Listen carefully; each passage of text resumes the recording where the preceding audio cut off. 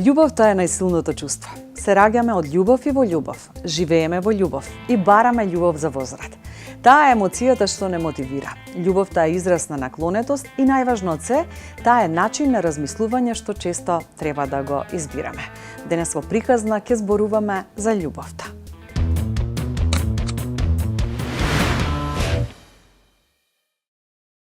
Најчестата работа која што недостасува во врската не е љубовта сам по себе, него начинот на кој што се изразува и се комуницира ljubовта. Љубовта често пати како да исчезнува, таа станува всушност невидлива. Многу од паровите кои што доаѓаат на терапија после 10, 15, 25 годишна врска или брак, знаат да кажат не знам дали навистина ја сакам или го сакам, повеќе се чувствувам како цимер или како партнер, но кога малку повеќе ќе се истражат оние длабоки емоции, она што се забележува е дека кај партнерите постои таа емоционална поврзаност, само не знаат како да ја изразат. А од друга страна, често пати се понесени од секојдневието, во смисла работа, рутини, обврски, или па многу често се појавува и некоја емоционална болка од минатото која што не е разрешена и сега повторно спречува некоја нивна поврзаност. Недостатокот е дефинитивно во комуникацијата, пред се на емоциите, а со тоа и на блискоста. Љубовта не исчезнува, таа се трансформира, расте исто како ние што растеме луѓето. Минува низ фази и облици кои што често не изгледаат како на првична заљубеност и иако можат да бидат подлабоки, посмислени, поинтимни, поискрени, доколку се негуваат на соодветен начин. Како изгледа еволуцијата на љубовта низ годините во брак? Првата фаза, таа е рана фаза која што ние ја викаме романтичен идеализам. Кога во првите години на љубов од брак, љубовта е максимално со максимална возбуда, со идеализација, со силна физичка привлеченост. Партнерите најчесто се фокусирани на нивните сличности, поврзувањето е преку нивна страст и преку заеднички соништа и во оваа фаза можам да кажам дека емоциите се многу интензивни, меѓутоа се со мала стабилност.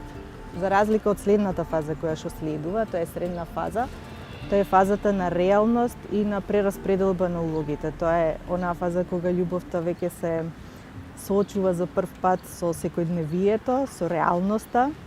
Значи се соочуваме со семејствата, децата, обврските, рутините.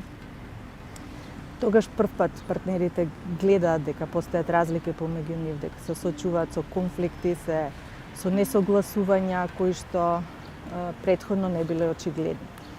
И тука е она промена на љубовта од идеализам кон прифаќање, но ако нема таа емоционална зрелост, тука може да се појави емоционалното отуѓување. И зрелата фаза, тоа е тивката, стабилна и поддржувачка љубов, некаде после 10 години брак, љубовта станува поспокојна и подлабока. И ако парот веќе после сите овие фази научил како да решава конфликти, како отворено да комуницира, како да гради емоционална блискост, тогаш веќе се јавува една љубов која што е полна со грижа, со љубов, со сигурност, со почит, љубов која што знае и за простување, и за прифаќање на несовршености и љубов која што е со силна емоционална поврзаност и со помалку онаа театарска страст која што е карактеристична за првата фаза. Љубовта ние ја гледаме како релацијски процес, не како нешто што или го има или го нема, туку како нешто што се создава, што се гради, што се негува. И токму таму кога ќе се наруши тој процес на поврзаност, уствари односот се суши и личи како љубовта да нема. Ние како терапевти, тука е нашата интервенција, повторно да се врати таа, да се работи на емоционалната поврзаност преку градење на комуникацијски вештини, преку слушање, покажување на грижа, разбирање и кога ќе се врати оваа комуникација, веќе повторно станува љубовта видлива. Верувам дека секој човек има емотивен шаблон, карактеристичен начин на кој што сака, на кој што се врзува и се поврзува со другите, најчесто на тоа во тие интимни врски. И да, во голема мерка тој шаблон некаде се формира во раното детство, од нашите први искуства со нашите родители или примерни згрижувачи. Што точно е емоционален шаблон? е некоја внатрешна мапа од која што човекот ја доживува, како тој ја доживува, како човекот ја доживува љубовта, како го чита и го препознава однесувањето на другите и како одлучува колку е безбедно да се отвори, да пристапи или па да се повлече во сите тие релации. Прво, создаваат една хронично незадоволство, во смисла што и да направи партнерот, тој не е доволно добар, затоа што се очекува да исполни нешто што нема врска со сегашната реалност, туку за нешто како мината рана што постои. Од друг аспект се поставуваат нефер улоги. Значи имаш партнер кој што треба да биде терапевт, треба да биде поправач, треба да биде извор на среќа и од друга страна треба да биде партнер кој што ќе остане емоционално зависен и незадоволен. Овие очекувања во голема мерка го гушат и растот и развојот на емоционалната врска. Зошто? Затоа што не може да се создаде да се развие автентична блискост. Секој се мери од призмата дали тој или таа ме исполнува, а не од дали се поврзуваме како две целосно исполнети личности. Се создава и циклус на разочараност и на вина. Доколку партнерот гледа дека не може да постигне нешто, често пати чувствува вина дека јас не сум доволно добар да го направам, или во друга крајност дека се јавува гнев, дека ти не ме сакаш доволно, а сето ова води повторно во таа емоционална оттуѓеност. Што е здрава алтернатива за овие нереални очекувања? Како терапевти ги охрабруваме паровите прво да ги препознаат кои очекувања се реални, а кои се пренос од некоја стара емоционална болка. Исто така ги охрабруваме да развијат една емоционална автономија, дека секој од нас е одговорен за својата сопствена среќа, дека нашите партнери не само придружници, а не ни се спасители. И да се промени оној однос од барање во однос на поврзување. Љубовта е најубавото и најсилното чувство кое многу значи на секој од нас. Сериозно влијае на разбирањето на светот и врз однесувањето на луѓето.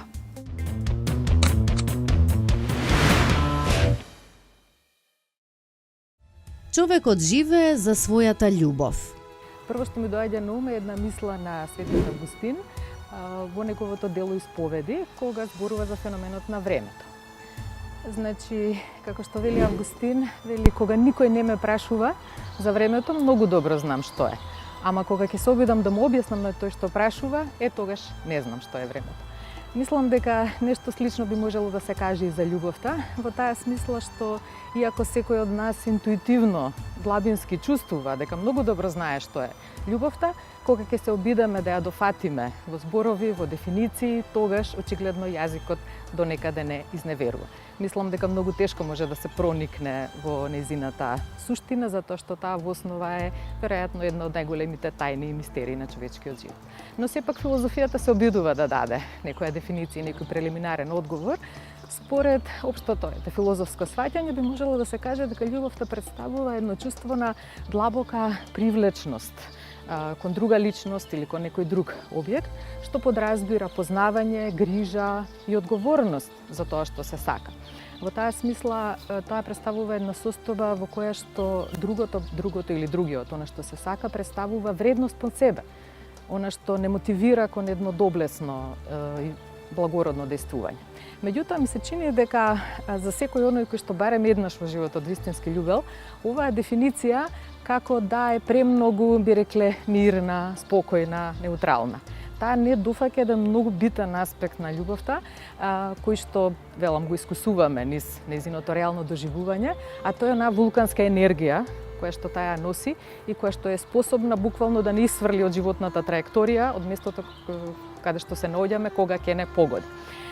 Французите имаат еден многу интересен израз за еден идиом за љубовта, феноменот на љубовта на прв поглед, coup de foudre, удар на гром. Во животот има многу нешта кон кои се насочуваме, за кои правиме планови и им ги подредуваме своите дејствувања. Љубовта е мотив и цел што го оправдува крајното посветување, понекогаш дури е можно и жртвување за неа. Па, влюбувањето е еден, да кажам, процес кој што сите го имаме и низ текот на историјата, ако видиме наназад, многу често се менувал. Значи, од една страна влюбувањето може да се гледа како биолошка потреба, односно постои од еволутивна причина за да може човекот да опстои, да можеме да како луѓе како вид нели репродукција да се случи, да продолжи да живее. Но од друга страна, низ текот на годините тоа го гледаме и тоа е нешто што се менува, почнувајќи уште од Платон, па и романтизмот, нели цел тој еден период кој што ја менува динамиката на љубовта. Љубовта освен биолошко, односно влюбувањето, продолжува да биде и душевно, односно има една душевна димензија и секако е една потреба да бидеме блиски, односно да создадеме целина со другиот. Повеќето луѓе добиваат некаква форма на љубов уште пред да стигнат до романтичните односи. Тоа може да биде љубовта од родителите, семејството, пријателите, па дури и од домашните миленици. Не постои некое правило, постои можеби статистички одредени истражувања кои што покажуваат дека има некои образци кои што се повторуваат, но она кое што ајде прикла дека е најзначајно, можеби и најраспространато, е дека теоријата на поврзување, односно како ние се поврзуваме со нашите родители или со оној што е примерен старател во детството, најчесто тоа понатаму ќе влијае врз начинот на кој што ние се поврзуваме со другите личности и секако и со партнерот. Меѓутоа тука многу ми е важно дека ова не мора да биде само за партнерската љубов, значи ова е понатаму и за пријателите и со другите луѓе со кои што ние кокреираме, односно создаваме контакт. И постои една теорија која што вика дека доколку во детството имаме, да речеме, сигурен образец на поврзување со родителот, најверојатно, односно најчесто понатаму во возрастната доба ќе продолжиме сигурно да се поврзуваме со другите и доколку сме имале некакво несигурно поврзување, може да се случи да бидеме избегнувачи, односно да избегнуваме контакт со другите и да некако не многу сигурно влегуваме во контакт со нив, или пак да станеме анксиозно, или тоа се вика анксиозен тип на поврзување, каде што па премногу ќе сакаме близина, премногу ќе го контролираме другиот, ќе се плашиме дека ќе бидеме оставени и така натаму. Меѓутоа, ова пак ќе кажам, не е нешто кое што важи за сите, а од друга страна, доколку некој се пронаоѓа во несигурниот тип на поврзување, тоа не значи дека тоа е нешто што не се менува. Најчесто со текот на годините, со емоционалната зрелост, со целото искуство животно што се случува и секако со самата работа на себе и свесност за себе, ова е нешто кое што е променливо и се менува, а понекогаш знае да се појави со одредени личности, а со други пак да не прави никаков проблем. На одредена возраст сите копнееме по љубов од некој што би можел да не игнорира, но не го прави тоа. Без ваква љубов, нашето чувство за сопствена вредност може да остане недовршено. Ова не значи дека треба постојано да бидеме во врска или дека животот мора да биде исполнет со романтични моменти. Но важно е да се чувствуваме како некој што е достоен за љубов. Тоа е некое искуство на сила која што е способна на некој начин да не трансформира, да не преобрази, буквално да ја раскрши секоја постојна структура на нашата духовна и емоционална конфигурација, така да кажам, и меѓутоа не за тоа да не уништи, туку да не ориентира кон некоја подобра и, како да кажам, уште посовршена форма на нашето постоење. И токму затоа ми се чини дека оно сваќање за љубовта кое што се е поврзано со ова чувство, всушност асоцира на едно длабоко доживување на некое претходно доживеано единство. Зашто ние често пати, кога го доживуваме тоа непосредно и автентично искуство на љубовта, имаме чувство како да не се среќаваме со таа личност или со тоа, со објектот на нашата љубов. И Бекон има една многу интересна мисла во која што парафразирајќи можеме да кажеме дека секој што љуби во основа своето срце го дава како заложник на судбината. Бидејќи никогаш не знаеме што ќе се случи, нели каква ќе биде судбината, што ќе го чека и тоа што го сакаме и нас заедно со него. Меѓутоа ми се чини дека токму оваа крајна изложеност во која што не турка љубовта, токму таа крајна можност за болка и загуба е всушност и местото каде што се раѓа најголемата храброст. Затоа што тоа ни овозможува да го живееме целиот спектар на човештвото. И радоста и болката, да растеме и низ искуството на исполнување и низ искуството на загуба. Најчесто влюбувањето е процес каде што бараме друга половина која што ќе не направи целовите и бараме другата половина да може да се чувствуваме дека некаде припаѓаме и дека со другата личност можеме, односно може таа да биде сведок на нашиот живот, да го сведочиме незиниот, а таа нашиот живот. Љубовта има 3 форми. Во секоја од нив чувствата се силни, но различни се предметот на сакање и желбите во однос на нив, па се разликуваат и постапките на луѓето во тие чувствувања. Постојат различни видови љубов: братска љубов, родителска љубов, љубов кон Бог, партнерска љубов. Партнерската љубов е поразлична од сите други облици на љубов. Таа е желба за потполно соединување со друга личност. По својата природа таа е посебна, а не универзална. Оваа љубов често се меша со експлозивно доживување на заљубеност, ненадејно уривање на бариерите што до тој момент постоеле помеѓу две личности кои до тој момент не се познавале. Во една врска многу е важно дека има повеќе аспекти да се сподели, односно јас велам како едно столче кое што има три ногарки. Од една страна е страст, нели, она што е физичко, она што е телесно и што е многу важно во романтичните врски. Од една страна е интимноста, која што е доста важна, таа е посветеност, емпатија, разбирање еден со друг, и третата ногарка е посветеност, односно колку нели имаме желба да се посветиме да работиме на таа врска. Доколку една ногарка се скрши од тоа столче, не може да стои, или пак две ако се нели извадат, воопшто не може да се функционира. И многу е важно да тука некако се остане на тоа дека за да една врска биде здрава, функционална и да трае, важно е да ги има сите три аспекти, односно да партнерите работат на трите. Некои луѓе се задоволни во долготрајни врски, други се среќни и со променливи љубовни искуства. Без разлика на нашите љубовни искуства, клучно е да знаеме дека некогаш сме биле сакани и дека тоа може да се повтори.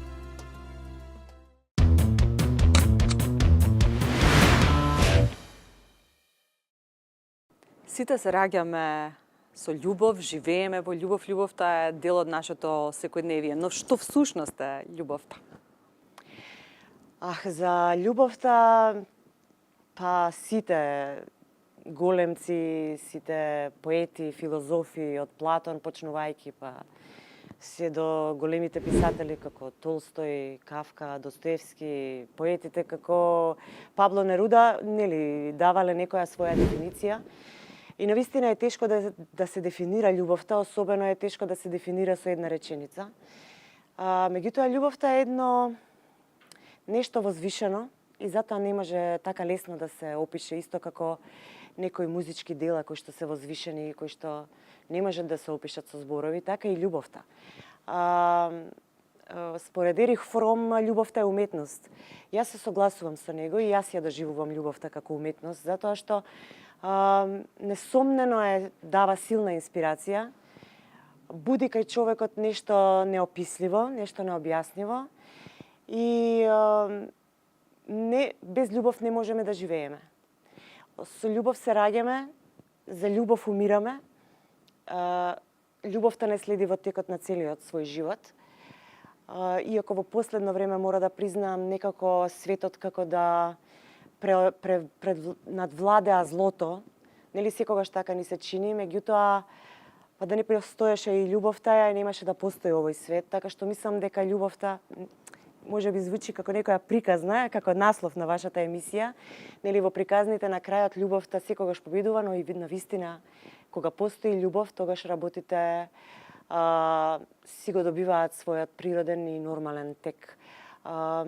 Љубовта не буди, љубовта не прави да бидеме луѓе, добри, креативни, успешни. Психолозите различно ја толкуваат љубовта низ нејзините фази, па разликуваме љубов од заљубеност. Да, точно. Јас не сум психолог, иако имам читано доста психологија и се интересирам.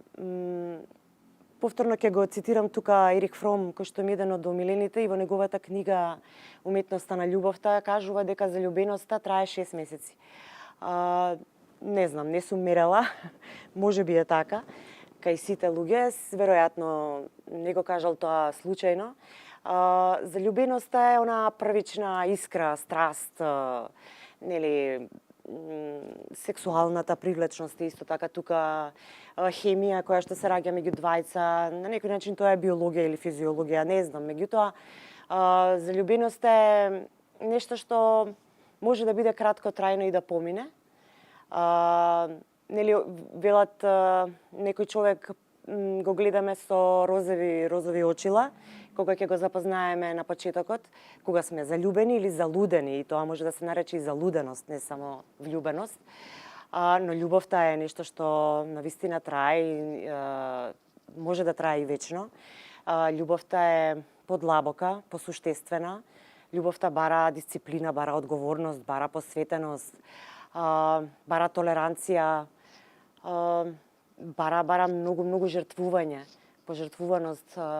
Не можете да љубите ако сите овие елементи ги немате. Постојат многу токсични љубови, или јас, како што пишувам во мојата книга, се чини се уште постои љубов. Таа книга е за љубовта, за една возвишена љубов, вистинска љубов, нели?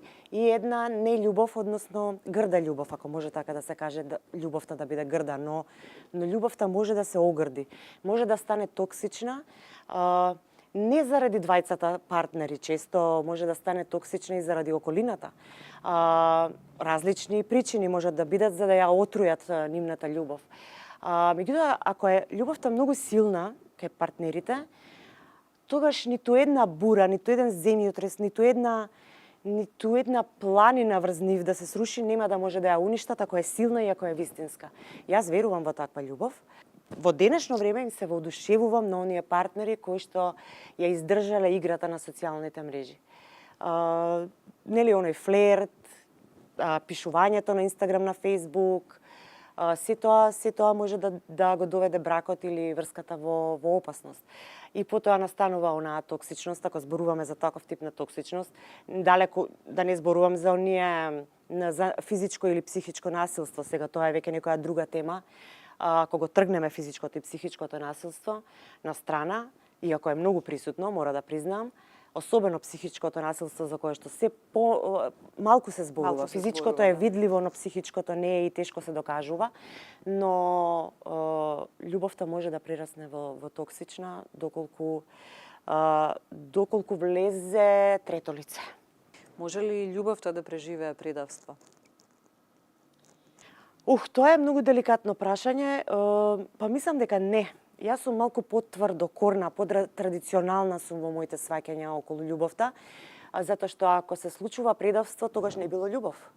Зошто би се случило предавство? Колку е важно како комуницираме, колку сме емоционално блиски, колку заедно растеме во таа релација. Многу е важен јазикот, тоа е најважно всушност според мене. Има една арапска поговорка, сега ќе парафразирам, можеби нема да ја кажам точно, но вели треба да го најдете со партнерот да зборувате на ист јазик, а не целиот живот да ја преведувате сопствената душа. Значи, мора да имате ист јазик на комуникација, односно вашиот партнер или партнерка да ја разбира вашата душа, вашата суета, вашето его, вашиот поглед, да се разбирате со поглед. Би сакала да се навратам и на онаа прва љубов, која што на сите нас на некој начин ни го дефинира понатамошниот однос кон љубовта, кон партнерствата, на кој начин ги изразуваме емоциите, дали отворено ќе ги споделуваме или ќе ги сокриваме. Што представува таа прва љубов? Дали таа е нашата дефиниција за љубовта? Првата љубов е најубавото нешто што може на човекот да му се случи. Секоја љубов, нели? Ама првата љубов е најинтересна затоа што се случува во млади денови. Тука имате секаков вид на игра, се спознавате себе си, го спознавате другиот, во секоја смисла на зборот. Не знам, имате ентузијазам, елан, бунтовници сте, бунтовници без причина или со причина, сеедно. Слободни сте. Таа љубов, првата љубов е слободна, бидејќи не зависите од ништо. Родителите се уште ви ги покриваат, нели, финансиските трошоци, живеете со нив. Сега збориме за онаа младешка, нели, прва љубов. И затоа е најубава затоа што е слободна и не се соочувате со вистински реални проблеми и таа ljubов е многу по фантазмагорична. Не би рекла дека го одредува понатаму правецот. Човекот во текот на животот се среќава со различни луѓе, со различни профили на луѓе, различни типови на луѓе. И различни интереси има, нели интересите се менуваат во текот на животот, па и со однос на интересите ние ги наоѓаме и партнерите. Затоа мислам дека не го одредува правецот на живот, но е некаков темел кон почетно спознавање на љубовта. Помага за да се развијат подлабоко понатамошните љубови, ако тие нели постојат понатака. Ако првата љубов продолжи до крајот и стане последна љубов, исто така тоа е еден прекрасен филм, прекрасна приказна, затоа што двајцата растат и созреваат заедно. Одат по истата патека, по истиот автопат. Ја избираме љубовта или љубовта не избира нас? Па љубовта е, јас можам да зборувам за самата себе, случајна. Мислам дека љубовта не избира нас. Нели во минатото, па и сега постојат избор.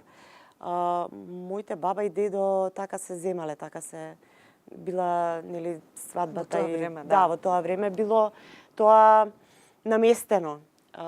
Потоа во текот на животот па се засакале и многу се сакаа до крајот на животот. И тоа е една многу убава приказна, ама јас повеќе сум за онаа случајна, суптилна љубов, која што сами ја избираме, ама пак таа не избира нас. Не ја избираме намерно. Сега јас ќе се заљубам во тој и тој, ќе барам таков и таков, или таква и таква. Мислам дека тоа не постои. Мора да биде љубовта спонтана, затоа што ако е калкулативна, ќе умре брзо. Љубовта предизвикува кај нас најчесто позитивни промени. Љубовта била извор или поттик за многу дела, како што и на почетокот споменавте. Дали љубовта беше предизвикот или музата за ваша инспирација во поглед на пишувањето на книгата? Да, секогаш. Љубовта не може да не биде инспирација. И несрекната и срекната љубов е силна инспирација за секој тип на уметност. Оваа книга се чини се уште постои љубов, обработува два типа на љубови, една неубава, една убава, но најсилна инспирација ми беше љубовта, за разлика од Данс Макабре, која што исто така ми е инспирација љубовта, меѓутоа нема да се осети така како што се осеќа тука во се чини се уште постои љубов, затоа што е искрена приказна, директно раскажана и со првата реченица се гледа дека љубовта е силна инспирација. Па нема, кажете ми, еден писател, еден поет или композитор кој што своето дело не го создал, а да не е инспирирано од љубовта и од смртта, но од љубовта најмногу.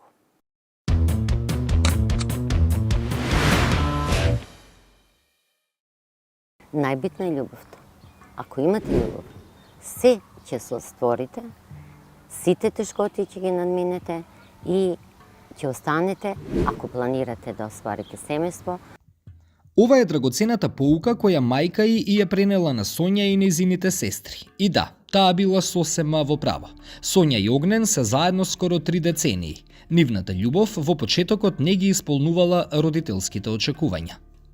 Кога јас и Огнен се запознавме, тоа беше навистина чиста и искрена љубов. Ние не се запознавме преку Facebook, Instagram, како што прават сега. Јас само го запознавав како текстописец и сакав неговите песни, а тој мене и воопшто не ме познаваше како новинар. Се запознавме во еден период кога јас требаше да наполнам 30, а тој имаше 24 години. Значи, пререче си 3 децении. Вие да стапите во врска со една зрела девојка, да имате 24 години или обратно. Вие веќе на прагот на 30-тата да запознаете 24 годишно момче, притоа дипломиран и отслужил војска, што беа многу битни елементи во тоа време, нема работа. Вие се заљубувате и решавате да живеете заедно после кратко време. Нормално. Не бев прифатена како снај девојка, иако не бев навредена, но тоа лебдеше во воздухот, не ги исполнував, особено на неговата мајка, замислите како треба да изгледа девојката или сопругата на нејзиниот син. Не ја прашав мајка ми дали ги исполнувам незините критериуми, сигурно таа очекуваше да ги тие стандарди постар да е од тебе, нели така сите, тоа беа некои стандарди да е постар од тебе и така натака. Ништо не беше од тоа што мајка ми сигурно би го посакувала за мене, но бидејќи го даде единствениот совет, битна е љубовта, ја прифати мојата врска и мојата желба за брак, таква каква што беше. Ние, после 2 месеци, решивме да станеме родители, иако ја бев хонорарец, а и тој беше некој хонорарец во МТВ, и од таа љубов се роди Филип. Нивната врска минала бројни искушенија. Знаете, кога имате одредена сума пари, кога сте млад брачен пар и кога сакате да си уплатите дом и уплаќате дом и се радувате и гледате како пред вас расте и одеднаш поради системот, поради оваа држава, вие го губите. Без да ве обештетат и без да ви речат ни извинете и без да можете да дојдете до правдата, тоа е големо разочарување. Тука настана првото наше искушение. Нашата љубов беше ставена на тест. Зошто? Губиш материјално. Она што си го Огнен што го собирал песна по песна, продавајќи стих по стих, наеднаш го нема. Вие почнувате да живеете со 6000 денари јас во дневник и 2500 денари тој во македонска телевизија. Имате кирија да платите 5000 денари. Знаев дека Огнен е многу голем домаќин, помлад, ама многу голем домаќин, многу сериозен, дури посериозен од мене. И знаев дека еден ден тој многу ќе создаде. И сега вие доаѓате до ситуација кога решавате сами да ги поминете тие искушенија. Љубовта е таа што ве држи без ничија помош, да почнете да продолжите напред. Тоа беа првите кризни и тешки денови. Јас бев погалено дете од по-имотна, да речеме, фамилија. Јас ќе прашав: Огнен, марте, мене ми требаат нови чевли, а тој ми вика: ќе купиш во октомври. Значи, што е бракот? Компромис, соочување со ситуацијата, давање предност на љубовта и секако толеранција.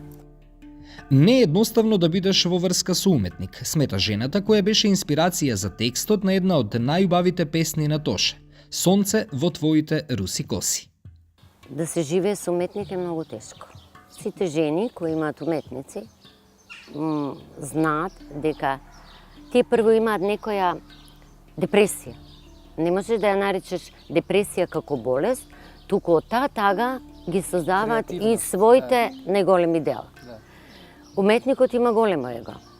Колку и јас во јавноста да делувам поотворена, позборлива и се, јас сама ја прифатив улогата да молчам. Огнен има големо его. Да молчам затоа што имам сестра гешталт терапевт и таа ме научи на едно правило. Секогаш ќе направиш табела и ќе кажеш што добивам ако останам во овој брак, а што добивам ако се заминам во тие тешки ситуации. Малите работи и вниманието се важни во љубовта. Јас не можам да замислам да се разбедам, а да не ме чекаат 2 кафења подготвени од маж ми. Секој утро.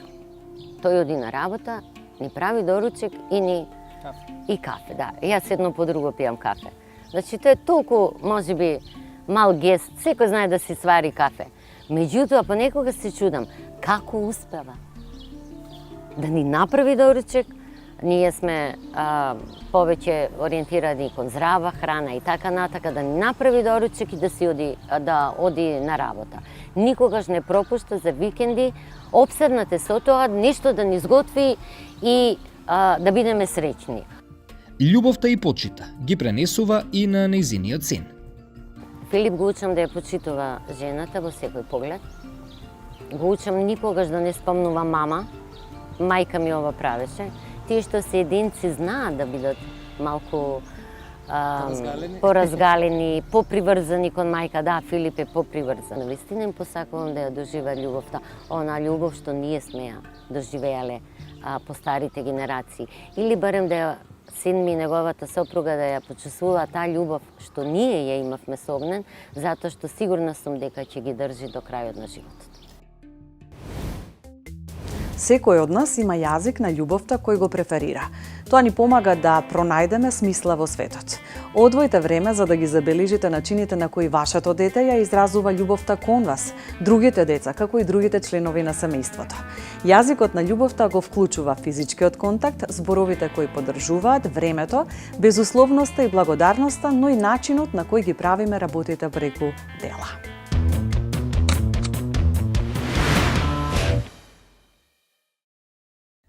Биохимичарите ја сметаат љубовта за биолошки процес. Позитивното дружење предизвикува когнитивни и физиолошки процеси кои создаваат посакувани или корисни емоционални и невролошки состојби.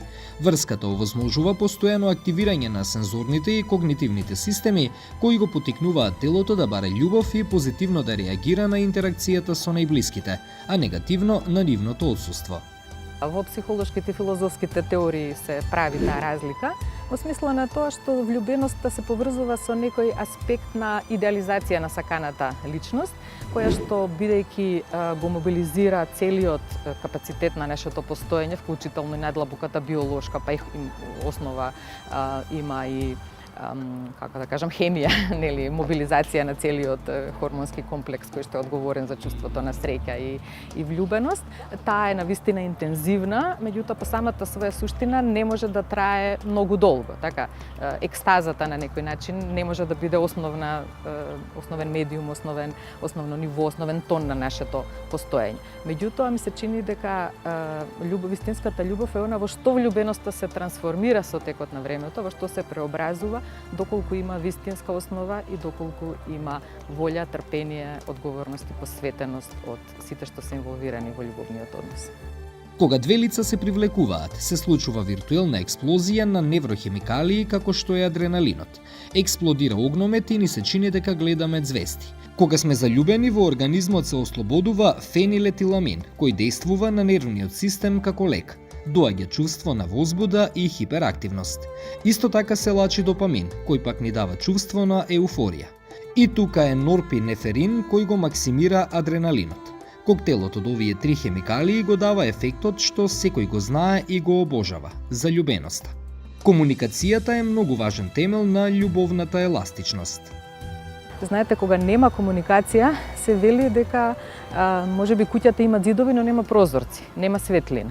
И чувството, кога се нема комуникација во некој реално важен однос, ми се чини дека можеме да го споредиме со оној ужас што би не обземал, замислете, например, застанувате пред огледало и не го гледате сопствениот лик. Како да не постоите, едноставно. Ми се чини дека комуникацијата е таа што ни овозможува и да се видиме себе си во другиот и него да го видиме во себе си. Безусловната љубов честопати е погрешно сватена како концепт кој подразбира прифаќање на секое однесување или околност во релацијата, без оглед на тоа какво влијание има. Најчесто сите ние сакаме љубовта да трае вечно, како во приказна или филм. Мислам дека тоа зависи од смислата во која што го сваќаме зборот вечно. Ако го сватиме во една филозофска, метафизичка, да кажам, смисла, тогаш ми се чини дека секоја вистинска љубов трае вечно. Зошто? Затоа што таа ни овозможува во времето да оствариме нешто што го надминува времето. Тоа е оној стремеж за бесмртност за кој што зборува и Платон. Достоевски вели дека ако во нашето детство имаме само еден убав, пријатен, автентичен спомен на вистинска љубов, душата на човекот е спасена за цел живот. Ми се чини дека ова важи за љубовта општо. Сега, ако зборуваме за вечно траење, како во социјална смисла, значи љубов која што се среќава и е вечен придружник низ целиот живот на човекот, мислам дека тоа не е невозможно, меѓутоа е релативно ретко и бара постојана посветеност, грижа, трпение и упорност. Сега, дали е тоа мит? Обично филмските клишеа завршуваат во моментот кога ќе се најде љубовта, парот се венчава, нели, и филмот завршува. Меѓутоа вистинскиот филм почнува дури тогаш.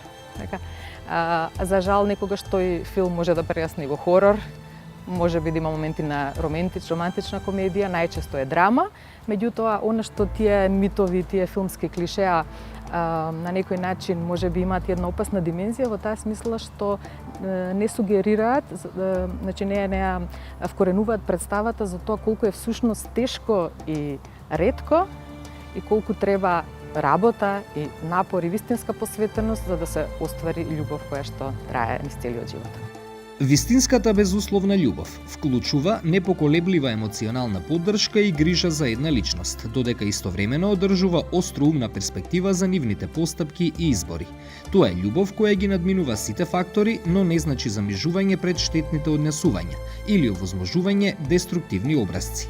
Денес љубовта е исправена пред сериозни предизвици. Мислам дека е неопходна, но за жал не е доволна, затоа што, како што и претходно рековме, таа е еден многу сложен вид однос меѓу луѓето или меѓу човекот и било што му е драго и вредно, кое што не стои во место и ако стои во место, тогаш паѓа, а не се развива. Значи, потребна е активна грижа и таа грижа не подразбира само афективна привлечност, не подразбира само влюбеност, не подразбира само телесна страст, не подразбира само повременлив интерес на личностите еден за друг, туку подразбира и еден друг вид компатибилност на ниво на вредности. Значи, заедничко стремење кон нешто што личностите заедно, секој за себе и заедно го доживуваат како вредно и важно. Затоа што ако го нема таа чувство на одење во иста насока, нели? На автомобилот му треба мотор, меѓутоа му треба и гориво, му треба мапа, му треба согласност околу тоа во која насока заеднички се оди. Ако го нема тоа, тогаш за жал се доаѓа во една ситуација која што прочениот поет Мајаковски во една од своите песни го има опишано како љубовниот брод се скрши во судирот со стварноста. Значи, на некој начин таа компатибилност на личностите и карактерите е тоа што врз базата на љубовта е многу битно за заедничко изградување. Љубовта може да не излечи, но и да не уништи.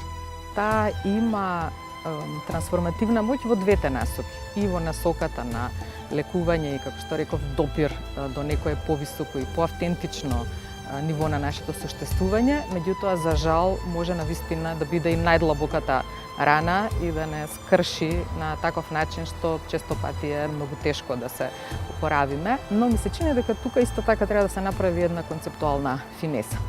Дека можеби врз основа на она сваќање на љубовта што мене ми е блиско, можеби и не е конзистентно да се тврди дека вистинската љубов може да уништи. Веројатно уништуваат искуства кои што под маската на љубовта се нешто друго. Ми се чини дека вистинската љубов во себе ја носи браната од повредувањето и уништувањето на она што го сака.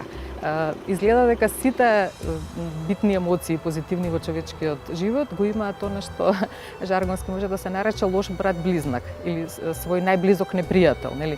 Нешто што многу личи на нив, меѓутоа под нивната маска всушност носи нешто сосема спротивно.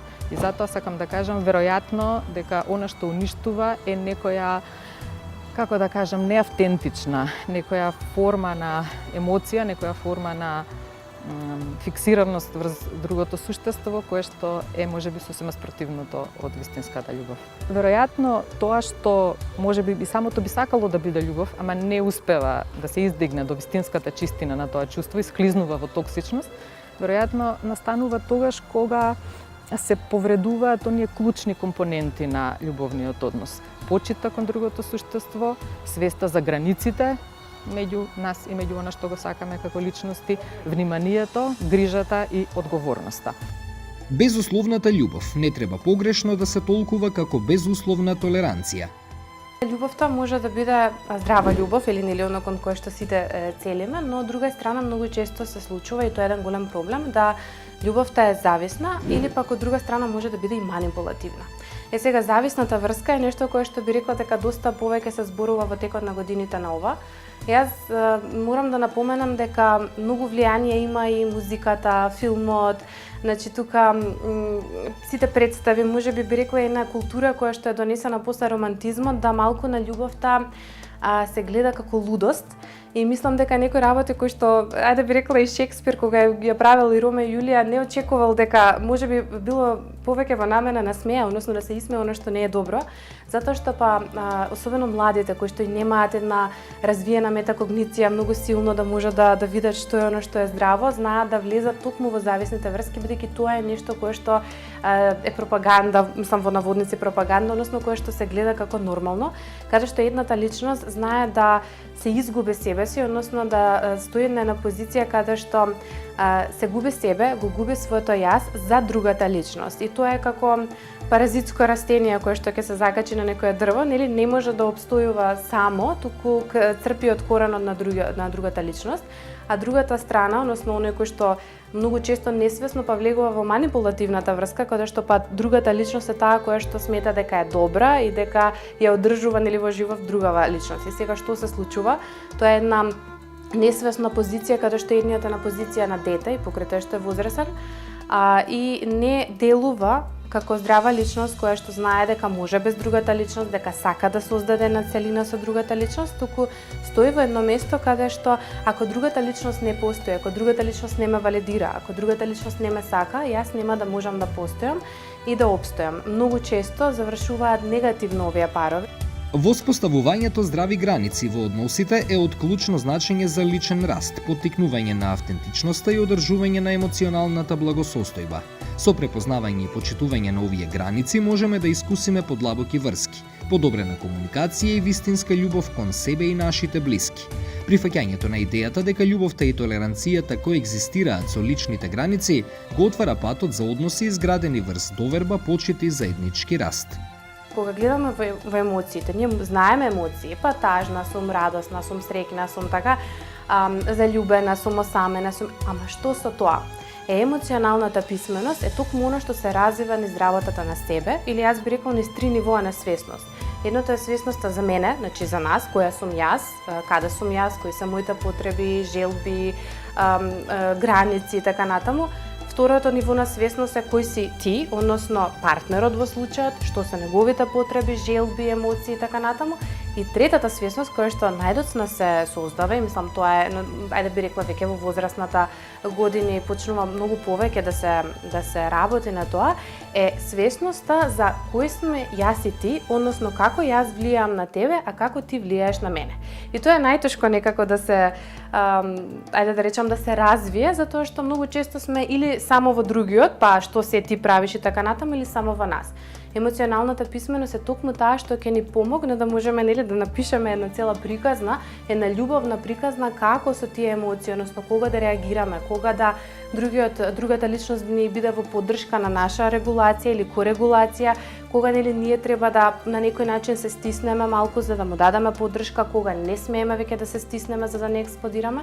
Така што ова можеби е клучно и најважно да секој работи на себе, да секој е свесен за себе, да секој може да знае нели што е она што го сака и што му треба. А од друга страна да е свесен за другиот, нели како тој влијае на него, без да ајде да речам да се чувствува дека е супериорен или инфериорен. Многу експерти тврдат дека редовното дружење со партнерот, па дури и во долгите врски, може да ги задржи романсата и заљубеноста.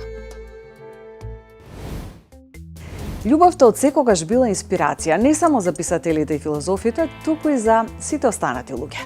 Ако погледнете различни уметнички дела низ вековите, ќе забележите дека се менувале стиловите и начините на сликањето, но љубовта останала вечна инспирација за сите луѓе. Време е за артикулација.